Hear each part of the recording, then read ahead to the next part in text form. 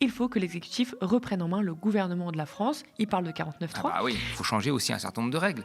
Ça peut plus être possible comme ça peut plus durer. On sait qu'on va avoir 5% de déficit l'année prochaine et encore l'année d'après. On n'aura que des budgets comme ça, alors il va y avoir des débats un peu Frankenstein, mais on va être dans une instabilité politique jusqu'à la présidentielle. C'est pour ça que quand les gens disaient que Macron devait peut-être démissionner, ben oui, parce que qu'est-ce qu'on peut faire? Rien là. En fait, la France va être plus ou moins bloquée. Bonjour tout le monde, je suis ravie de vous retrouver pour un nouvel épisode de l'Instant Porcher. Toutes les semaines, on entend tout et son contraire sur l'économie et pas que. Alors on est là avec Thomas pour détricoter tout ça. En 2025, beaucoup d'entre vous ont franchi le pas pour la première fois en soutenant le média, un soutien historique qui va nous permettre d'investir tout au long de 2026. Merci à celles et ceux qui en font déjà partie. Pour les autres, il est encore temps de rejoindre l'aventure et de soutenir le média durablement via l'abonnement ou un don mensuel. Notre seule force, c'est vous. Alors rendez-vous sur soutenez.lemediatv.fr. Bonjour Thomas. Salut Lisa. Alors avec toi aujourd'hui au programme cette semaine, un ancien ministre de l'économie raconte qu'à Bercy, on sait que les infimes plus riches échappent à l'impôt sur le revenu. C'est parti. Parmi les personnes les plus fortunées, des milliers ont un revenu fiscal de référence de 0. Ils ne paient aucun impôt sur le revenu. Ce sont les propos de l'ancien ministre de l'économie sous Bayrou, Éric Lombard. Vous ne rêvez pas, il a fallu qu'il quitte le gouvernement pour enfin le dire. C'est dans Libération que l'ancien directeur de la Caisse des dépôts a tout balancé. Sur la fiscalité des très hauts patrimoines, Éric Lombard parle d'un problème d'équité et d'efficacité parce qu'on se prive de la contribution de personnes qui en auraient les moyens. Ce sera un élément important du débat pour 2027. Ma première conviction, c'est qu'il faut bien qu'on parle de la taxation des individus. Je n'ai jamais eu l'accord de l'Élysée ni de Matignon de faire prospérer cette idée. Pourtant, je trouve très sain de vérifier que compte tenu d'un patrimoine donné très important, en excluant l'outil travail, il y ait un taux minimum d'impôt. La direction des finances publiques avait regardé. Parmi les personnes les plus fortunées, des milliers ont un revenu fiscal de référence de 0. Ils ne paient aucun impôt sur le revenu. Au lieu de payer des charges sociales sur leur salaire, ils se font rémunérer dans des holdings.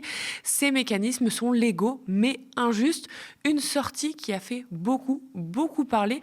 L'ancien locataire de Bercy a dû s'expliquer sur Public Sénat. On sait que les statistiques fiscales sont publiées. D'ailleurs, ça a alimenté les travaux d'économistes reconnus comme Gabriel Zucman, comme Thomas Piketty. Donc il faut que les chiffres soient publiés afin qu'on le sache. Roland Lescure, le nouveau ministre de l'économie, nie ce matin toute note de Bercy. Est-ce que vous vous dites, oui, il y a des notes à Bercy qui documentent ces choses? Je n'ai pas parlé de notes, j'ai parlé d'éléments statistiques, ce qui est assez différent. Donc moi, je n'ai pas vu de notes non plus. En revanche, il y a des éléments statistiques qui sont connus, et comme d'ailleurs les deux présidents vont aller à Bercy, je suis certain qu'ils vont poser la question, et que les fonctionnaires de Bercy leur diront les éléments statistiques qu'ils ont pu constituer, et chacun après pourra s'exprimer. Mais vous souhaitez que ces documents soient publiés. Vous demandez ce matin au gouvernement Moi, je souhaite que ces statistiques, encore une fois, les notes, moi, j'ai pas vu de notes particulières. Et les notes, ce seraient des politiques publiques qui seraient proposées, ça relève du gouvernement. En revanche, les éléments statistiques, il faut qu'ils soient publiés, bien sûr. Éric Coquerel a annoncé qu'il ira chercher les données à Bercy ce lundi. Thomas, ça fait les gros titres car c'est un ancien ministre de l'économie qui le dit, mais nous, on n'est pas vraiment choqués par ce qu'on vient d'apprendre là. Non, on n'est pas choqués parce qu'il y a un certain nombre de travaux, et notamment de Gabriel Zucman, qui est le spécialiste en économie de ces questions, de l'optimisation et de l'évasion fiscale, qui nous l'avait déjà dit, qui nous l'avait déjà expliqué. Si on lisait ses bouquins et si on l'écoutait, c'est ce qu'il disait. Donc on savait qu'une partie des plus riches arrivait par de l'optimisation fiscale légale, on l'a dit plusieurs fois ici, à échapper à l'impôt et à baisser leur pression fiscale. Là, le ministre vient de le confirmer. Alors, tu l'as dit, hein, les gens ne veulent pas se payer en revenus parce que c'est taxé fortement. Donc, soit ils placent leurs profits dans des holdings, et puis après, tout appartient à la holding, mais ils jouissent quand même de ce qui appartient à la holding via des mécanismes où ils disent que c'est de la location, etc., mais ceux qui en profitent. Ou sinon, parfois, ils vivent même à crédit. C'est-à-dire qu'ils ont une dette qu'ils rembourseront à un moment. Les banques leur prêtent parce qu'ils ont beaucoup d'argent et ils vivent à crédit comme ça. Et ils se déversent un revenu qui est nul ou qui est très très faible. Alors, on le sait, on l'a maintes fois répété ici, les infimes plus riches paient moins d'impôts en proportion que tout le reste de la population. Le taux d'imposition effectif à l'impôt personnel n'est plus que de 2% pour le top des riches, les 0,001%, 2%. C'est l'Institut des politiques publiques qui a révélé cette étude avec des données pourtant de 2016, donc bien avant la politique mise en place par Emmanuel Macron qui est venu favoriser encore les plus riches.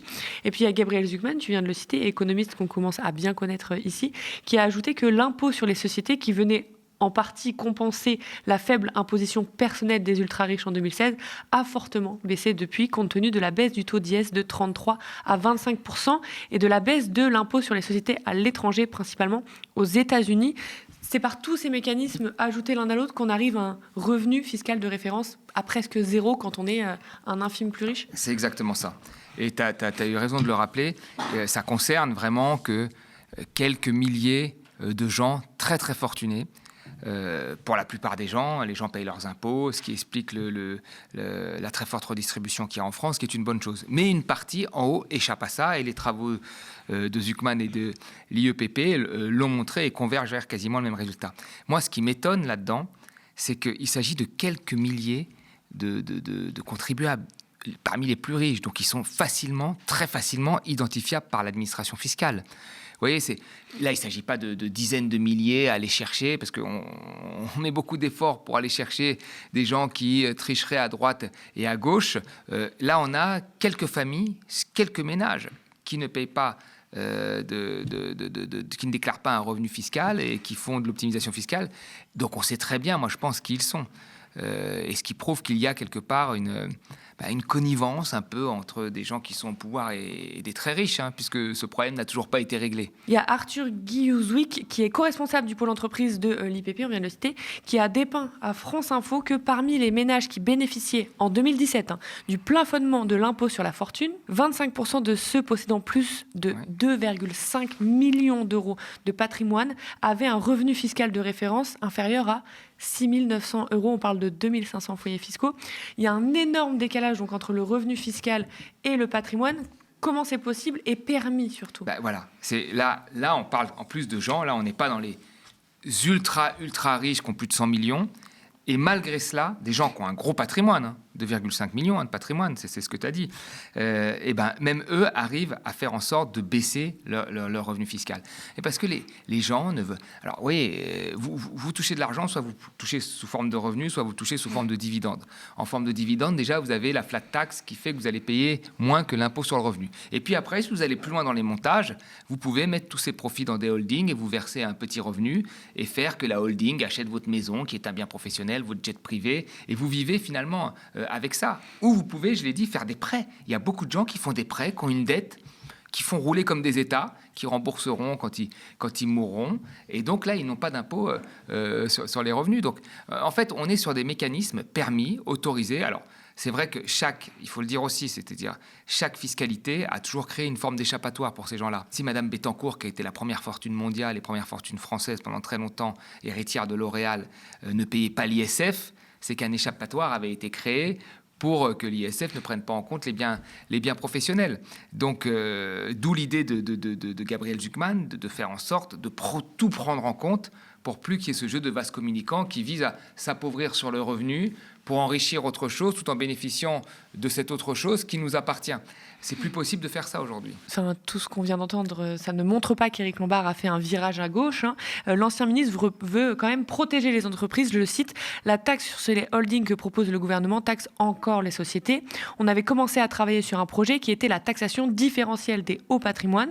Et Éric Lombard donc avance une proposition, une sorte de taxe Zucman Light qui ne pénaliserait pas les entreprises. C'est ce qu'écrit France Info. L'ancien ministre s'explique. L'idée, c'est de prendre le patrimoine hors outil de travail, de regarder quelles sont les sommes payées en impôts, en regardant les grands impôts, l'impôt sur le revenu, l'impôt sur la fortune, et puis le prélèvement fiscal unique, l'impôt sur les dividendes, et de vérifier que les impôts payés chaque année par un ménage sont au moins équivalents à 0,5% du patrimoine.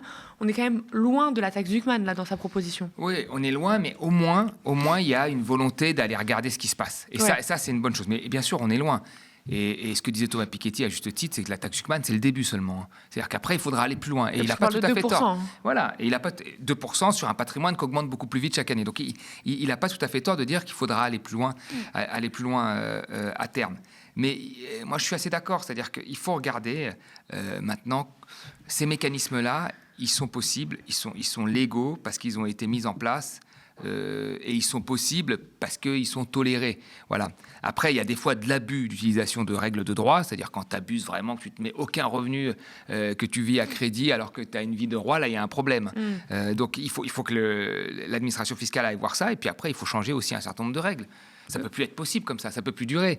Et il faut, moi je crois que ça aille beaucoup plus loin aujourd'hui, y compris dans la coopération, ce qui est le cas déjà, mais pour qu'en Europe, les gens qui soient mal ici n'aillent pas dans un autre pays et fassent la même chose. C'est plus possible ça. Mais Éric Lombard, il veut quand même, dans ses propositions, exclure l'outil de travail, protéger les entreprises. Est-ce que ça ne peut pas, encore une fois, recréer des vases communicants ? Si, justement, c'est ce qui se passera. C'est ce qui se passera. En fait, la difficulté, il y a deux difficultés. La difficulté, c'est effectivement, dès que vous laissez un échappatoire, c'est lui qui prend tout. Si on ne taxe pas les biens professionnels, ils vont jouer la holding familiale, plein pot. On sait ce qui va se passer. La deuxième chose, c'est s'ils partent. Alors, a priori, les études montrent, et c'est vrai sur le cas de l'ISF, qu'il n'y a pas la fuite que l'on craint en général, que l'on prétend. Mais nous avons quand même changé d'époque. C'est-à-dire que là, vraiment, les très très riches, les grands patrons aujourd'hui, c'est plus les mêmes que ceux d'il y a 10 ans. C'est-à-dire qu'il y a 10 ans, quelqu'un allait partir, il y avait un bad buzz, il revenait. Aujourd'hui, je crois qu'ils se sentent tellement importants, il y a une telle impunité qu'ils pourraient partir, les gens continueraient à les acheter. Même il y a des gens ici qui diront ils ont raison de partir parce qu'on paye trop d'impôts. Donc là, il faut aussi faire en sorte, et c'est ce qu'avait bien capé Gabriel Zuckman dans sa réforme, que quand ils partent, ils continuent à payer un impôt ici pendant un certain nombre d'années. Il faut prévoir aussi ça. Et puis après, il faut aller aussi à un moment crier, un peu taper du poing en Europe pour se dire comment c'est possible qu'il y ait cette concurrence fiscale. Parce que s'ils peuvent partir, c'est qu'il y a la concurrence fiscale aussi à côté. Je veux dire, quand l'Italie, excuse-moi, mais quand Madrid a une politique fiscale pour attirer les très riches, ou que Meloni l'a également à Milan en Italie, c'est pas possible. On peut pas continuer comme ça. Le gouvernement actuel, ça ne l'a pas vraiment arrangé, cette histoire, et a réfuté les propos d'Éric Lombard. Les conseillers de Bercy, par exemple, ont plaidé que la ministre des Comptes publics, Amélie de Montchalin, défend depuis son arrivée au gouvernement la nécessité de lutter contre la suroptimisation des plus aisés. C'est précisément le sens des travaux engagés dès janvier 2025 qui ont abouti à la taxe holding pour traiter concrètement ces situations. Alors la taxe holding, on en a déjà parlé, elle est tellement vidée de sa substance, dedans il n'y a même pas les biens professionnels que les vases communicants, on peut refaire. Ça ne va pas rapporter grand-chose. Et de toute façon, elle a été évidemment questionnée là-dessus dans l'hémicycle à l'Assemblée nationale. On peut l'écouter répondre aux députés.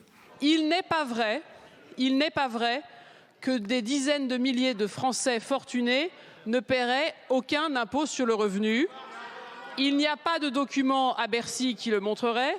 Et si c'était le cas, cela fait bien longtemps, évidemment, que cette situation aurait été dénoncée, de corriger.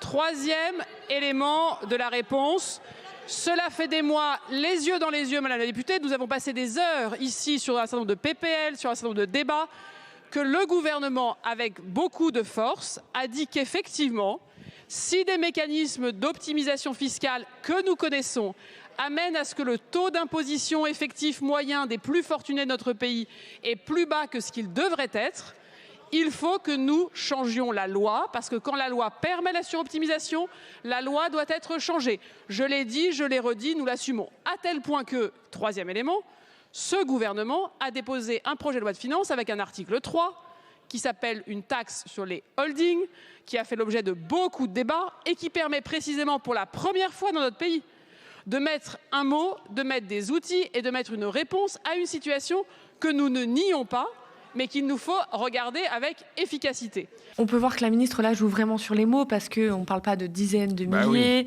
on ne parle pas d'un document écrit noir sur blanc à Bercy. Éric Lombard a toujours parlé de statistiques. Après, la ministre dit, si on a des statistiques, on les donnera, etc. Bon, je l'avais dit, Éric Coquerel, qui est président de la commission des finances, va aller chercher ces documents à Bercy. De toute façon, les statistiques, on l'a dit, elles existent déjà avec tous les travaux qui ont été publiés. Il y a quand même France Info qui a tenté d'en savoir plus sur cette question des données. Elle France Info expliquait qu'en 2022, selon une note de la DGFiP, 7% des plus de 40 millions de foyers fiscaux français avaient un revenu fiscal de référence nul, soit près de 3 millions de foyers fiscaux. Et ce chiffre est élevé, mais il concerne toute la population et pas seulement les Français les plus aisés, évoqués par Éric Lombard. Et pour vérifier la véracité de ces propos, France Info a sollicité la Direction générale des finances publiques. Elle n'a pas voulu répondre. Elle a dit qu'elle était tenue au respect du secret fiscal. Et elle a assuré ne pas disposer des données permettant d'étayer ces propos. Voilà, bon, il y a encore le débat sur les chiffres. Toi, comment tu analyses la réponse de la ministre des Comptes publics, là, Thomas ? Elle parle de dizaines de milliers, tu l'as dit, personne n'a évoqué les dizaines de milliers. Je veux dire, il y a des gens qui ne payent pas d'impôt sur le revenu, mais qui sont très pauvres. Là, on parle de quelques milliers, même peut-être Gabriel Zucman disait 1800 ménages. Donc c'est quelques centaines, voire quelques milliers qui arrivent, ou soit qui jouent trop avec ce jeu-là pour baisser leur revenu fiscal et payer le moins d'impôts possible, soit qui n'en payent pas. Et d'ailleurs, elle l'avoue, puisqu'elle le dit, nous savons qu'il y a une optimisation fiscale qui est faite, nous voulons la corriger. Alors moi, ce qui me fait rire, c'est que ça fait que depuis 2017, ils sont au pouvoir, la Macronie, ça les a jamais intéressés, ça les intéresse maintenant dans un contexte budgétaire difficile, avec une pression très forte de l'opinion publique qui veut qu'on aille regarder ce qui se passe chez les plus riches. Je veux dire, les gens ont compris aujourd'hui que Macron a mis en place une fiscalité, a mis en place des règles économiques qui ont favorisé les plus riches. Tout le monde l'a vu. Tout le monde l'a très bien compris. Les statistiques, d'ailleurs, le montrent. Les études de l'INSEE le montrent. Les travaux de Zucman, pionnier dans la matière, l'ont montré. Et d'autres travaux que tu as cités l'ont montré. Donc, tout le monde le sait.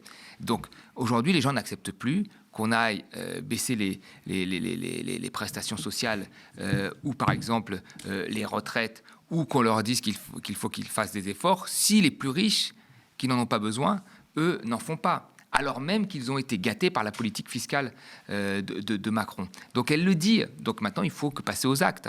Alors ils disent qu'il y a cette taxe, etc. Moi je pense qu'il faut aller voir, et pour la transparence, c'est important que l'administration fiscale s'en charge. Elle n'est pas obligée de dévoiler les noms, les montants, mais il faut qu'elle s'en charge. Qu'est-ce qu'il faudrait faire là, justement ? Il faudrait déjà... Alors, bon, la première chose, et je pense que le combat culturel a été gagné, c'est-à-dire que les gens aujourd'hui n'admettent plus ce discours que Macron avait, que quand tu réussis, c'est toi qui réussis tout seul, et donc tu ne dois plus payer d'impôts, et que finalement, l'optimisation fiscale, c'est mieux que l'évasion fiscale. C'est-à-dire on préfère que quelqu'un ne paye quasiment pas d'impôts en restant ici, plutôt qu'il parte et qu'il paye pas d'impôts ailleurs. Parce que le monde est un paradis fiscal pour les très très riches. Aujourd'hui, ça c'est fini. Les gens ont compris et ils se disent non, il faut que les très riches payent. Donc moi je pense que la taxe Zucman c'était une bonne chose. La bataille culturelle, elle est gagnée. Et il faut pousser, il faut continuer à pousser là-dedans. Et puis il faut aussi qu'au niveau européen les choses avancent. Elles avancent déjà dans l'opinion publique, mais on ne pourra pas arrêter, on ne pourrait pas continuer à vivre dans un monde où finalement les plus riches échappent à l'impôt, tout en profitant quand même des services publics quand ils en ont besoin. Et en bas, vous avez le reste de la population, la classe moyenne supérieure, les très pauvres, qui, eux, continuent à payer des impôts. Ça, c'est l'ancien régime, c'est le régime des rois, et ça, c'est plus acceptable. Puis on rappelle que ces rois, ces infimes très riches, ne sont pas devenus riches et très riches par hasard. C'est par héritage, exploitation de salariés beaucoup moins Bien payés, d'optimisation, de délocalisation. Et d'aide publique. Voilà, d'aide publique, et puis donc de subventions publiques, tu l'as bien rappelé, parce que c'est vrai que ça, c'est une grosse dépense de l'État. Donc voilà, c'est l'inverse de se faire tout seul, clairement.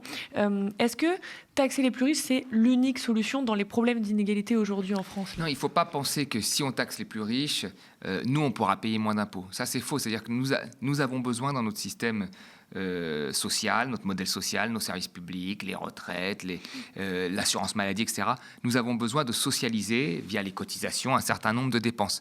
Mais les riches doivent y contribuer également. Là, le problème, c'est que c'est infime. C'est plutôt une question d'égalité face à l'impôt, d'équité face à l'impôt et de consentement à l'impôt qui va être remis en question si les riches y échappent, que le fait de penser que juste en taxant les riches, on résoudra tous nos problèmes. Non, il faut continuer à avoir ces cotisations sociales, ces impôts que nous payons, qui servent à quelque chose. Travailler sur la question des salaires aussi. La question des salaires, la question de l'égalité des salaires hommes-femmes, de l'investissement public, tout ce que tu veux. C'est important, mais il faut que les riches y contribuent aussi. Oui. Voilà, ils n'ont pas le droit de se dérober de ça. C'est pas possible. Parce qu'encore une fois, leur richesse ne vient pas de nulle part. Exactement. En attendant, on n'a toujours pas de budget pour 2026. Je vais terminer là-dessus. Éric Lombard estime que la méthode Lecornu ne fonctionne pas. C'est toujours dans les colonnes de Libé. L'ancien ministre veut un gouvernement plus ferme. La Ve République n'est pas un régime parlementaire et il n'y a pas de coalition. Réunir tous les partis en disant « Entendez-vous », c'est l'abandon de la responsabilité du gouvernement.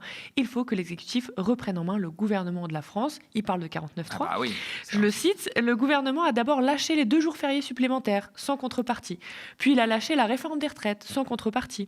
Il a lâché les dépenses d'assurance maladie, ce qu'on appelle l'ONDAM, sans contrepartie. Il a ensuite lâché les efforts de réduction de la dépense sociale, sans contrepartie. Après toutes ces concessions, on n'a pas de budget. Alors à l'entendre, le gouvernement a proposé un budget d'extrême gauche. Est-ce que tu es d'accord que le gouvernement a fait autant de concessions, selon toi ? Non, mais il a dû faire quelques concessions par rapport à la copie initiale. Oui, c'est ça. Mais la copie initiale était affreuse. Mais on reste toujours sur un budget d'économie. Ça peut être une stratégie, ça, d'avoir une copie initiale horrible et de la baisser un tout petit peu. Oui, tout à fait. Mais de toute façon, s'il il avait dit qu'il utilisait le 49.3, il aurait été directement censuré et puis il n'aurait pas pu tenir. Il a joué la montre en faisant ça. On va voir s'il s'y tient. Après, est-ce qu'on est obligé d'avoir un budget fin janvier ou fin février ? Est-ce qu'on ne peut pas continuer les débats ? Mais je pense qu'il faut avoir en tête que là, tout va être tranché à la présidentielle. C'est pour ça que là, on reste sur un temps long. En fait, on sait qu'on va avoir 5% de déficit l'année prochaine et encore l'année d'après. On n'aura que des budgets comme ça. Alors, il va y avoir des débats un peu Frankenstein, des budgets, voilà, Frankenstein. Mais on va être dans une instabilité politique jusqu'à la présidentielle. C'est pour ça que quand les gens disaient que Macron devait peut-être démissionner, oui, parce que qu'est-ce qu'on peut faire ? Rien, là. En fait, la France va être plus ou moins bloquée. Et ça va être tranché à la prochaine présidentielle, projet contre projet.